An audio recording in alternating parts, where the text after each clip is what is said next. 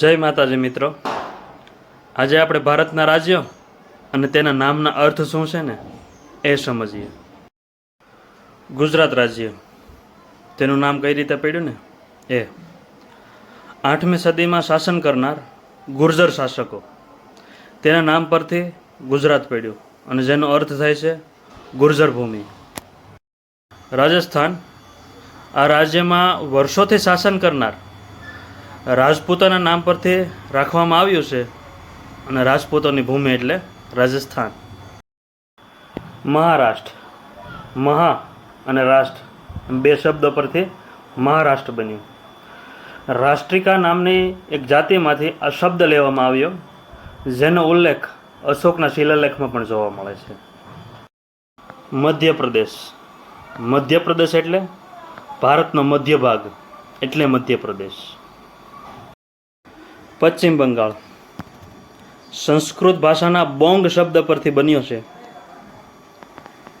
ફારસીમાં બંગાહ કહેવાય, હિન્દીમાં બંગાળ કહેવાય અને બંગાળી ભાષામાં બાંગ્લા કહેવાય એટલે પશ્ચિમ બંગાળ.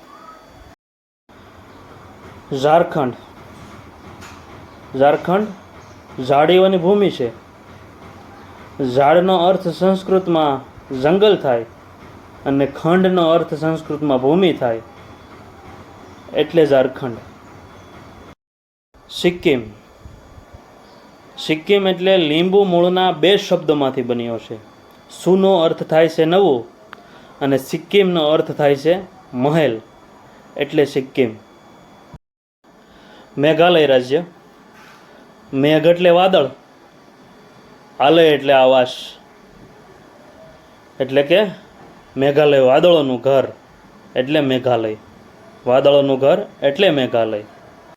જમ્મુ અને કાશ્મીર, આ રાજ્યનું નામ જંબુ લોચન નામના રાજા પરથી પડ્યું છે અને કાશ્મીર સતીસર એટલે કે કાચબાના ઝીલ પરથી પડ્યું છે. કાચબાના ઝીલ પરથી પડ્યું છે એટલે જમ્મુ અને કાશ્મીર. હિમાચલ પ્રદેશ, હિમાલયની તળેટીમાં વસતું આ રાજ્ય. હિમ અર્થાત બરફ થાય, આચલ એટલે કે પર્વત થાય.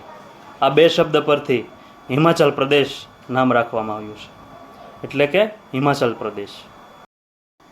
આંધ્રપ્રદેશ, આંધ્ર એટલે દક્ષિણ ને આ પરથી આ રાજ્યનું નામ દક્ષિણનું રાજ્ય, દક્ષિણનો પ્રદેશ એટલે આંધ્રપ્રદેશ, દક્ષિણનો પ્રદેશ એટલે આંધ્રપ્રદેશ. નાગાલેન્ડ રાજ્ય, નાગાલેન્ડ અર્થાત નાગા જનજાતિઓની ભૂમિ અને આ પહેલાં નાગા હિલ્સ સ્વેન સાંગ નામ પરથી પણ ઓળખવામાં આવતું હતું. નાગા હિલ્સ સ્વેન સાંગ નામ પરથી પણ ઓળખવામાં આવતું હતું એટલે નાગાલેન્ડ. ઓરિસ્સા રાજ્ય, ઓરિસ્સા એ ઓડ્રા નામની જનજાતિ પરથી રાખવામાં આવ્યું હતું. ઓરિસ્સા એ ઓડ્રા નામની જનજાતિ પરથી આ રાજ્યનું નામ રાખવામાં આવ્યું હતું અને ઓડ્રા જાતિ એ મૂળ મધ્ય ભારતના નિવાસી હતા, એ મધ્ય ભારતના નિવાસી હતા. હરિયાણા રાજ્ય, હરિયાણા રાજ્ય બે શબ્દ જોડીને બન્યું છે.